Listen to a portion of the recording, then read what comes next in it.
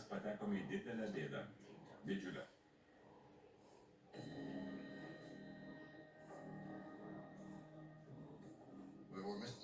O kur traškė odelė? Ateina Kolinas ir sako, kad odelė netraškė. Širdis nusirito į kūnus. Ką darysit, kad vėl būtų traškė? Kas nutiks, jei pašausite karštą orkaitę? Mėsa įsausės. Taip ir nutiks. Aš tik sakau. Jei bandysiu orkaitę apsnūdinti odelę, mėsa bus sausa.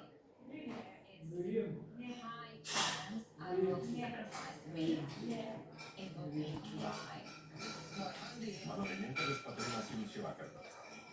Jei dėsite mėsą į orkaitę, taip. Ji išsausės, ji jums galas. Taip. Sakau iš anksto. Ačiū. Reikia kažką daryti. Užberiu daugiau druskos ir patenkinsiu. Taip. Pirmą kartą bandysiu odelę skrudinti keptuvėje. Dėsiu odelę į apačią, kad apkeptų.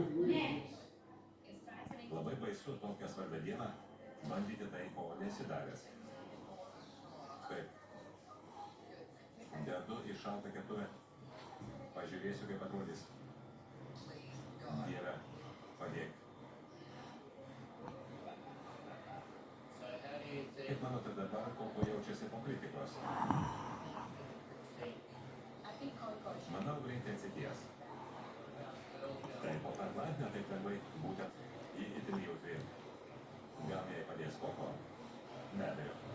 Akimirką prisimenu mūsų nesėkmes. Žinau, kokios sugniuždytos dabar jaučiasi. O po tokių skambių pažadų turbūt padėkoja.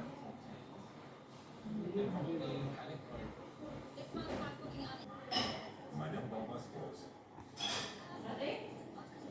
Nagi. Dvi keptuvės. Tikrinau, skubu, nusideginau. Viskas gerai? Taip. Veiksmą netrūko dirbti tą odelę. Išimsiu riebalus ir atliksiu eksperimentą.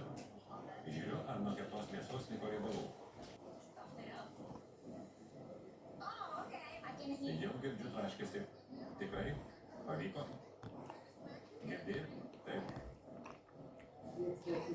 Kvepėsi dūmais. Vienas paruoštas. Atrodo daug geriau. Didžiuosi dabar. Nušvito vilties spindulėlis. O mums svarbi kiekviena pergalė.